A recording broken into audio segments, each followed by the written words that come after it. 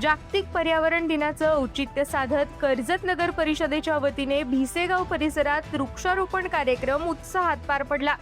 या उपक्रमात नगराध्यक्ष पुष्पा दगडे, उपनगराध्यक्ष संतोष पाटील, नगरसेवक, नगर परिषदेचे अधिकारी व कर्मचारी तसेच स्थानिक नागरिकांनी सहभाग घेत पर्यावरण संवर्धनाचा संदेश दिला।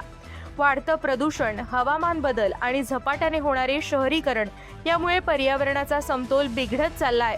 या पार्श्वभूमीवर वृक्षारोपणाचं महत्त्व नागरिकांपर्यंत पोहोचवण्यासाठी हा उपक्रम राबवण्यात आला। यावेळी भिसेगाव परिसरात विविध प्रकारच्या झाडांची लागवड करण्यात आली। कार्यक्रमादरम्यान नगराध्यक्ष पुष्पा दगडे यांनी पर्यावरण संरक्षणासाठी वृक्षांचं महत्त्व अधोरेखित करत प्रत्येक नागरिकाने किमान एक झाड लावून त्याचं संगोपन करण्याचं आवाहन केलं। केवळ झाडे लावणं पुरेसं नसून त्यांचं जतन आणि संवर्धन करणंही तितकंच महत्त्वाचं असल्याचं त्यांनी सांगितलं।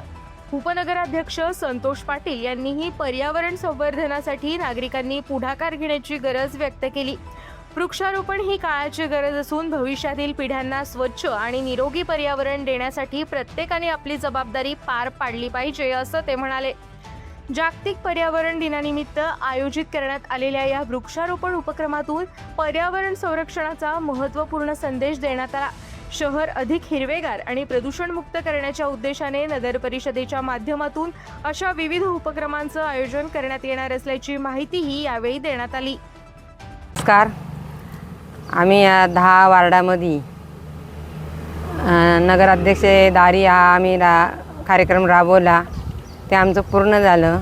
त्याच्यामध्ये आमचे नाले, बरेचसे नाले झालेले आहेत, खड्डे भरून झालेले आहेत ना। आता आम्ही पावसाच्या आधी साफसफाई आम्ही चालू केलेली आहे। 10 नंबर वार्डापासून आम्ही सुरुवात केलेली आहे।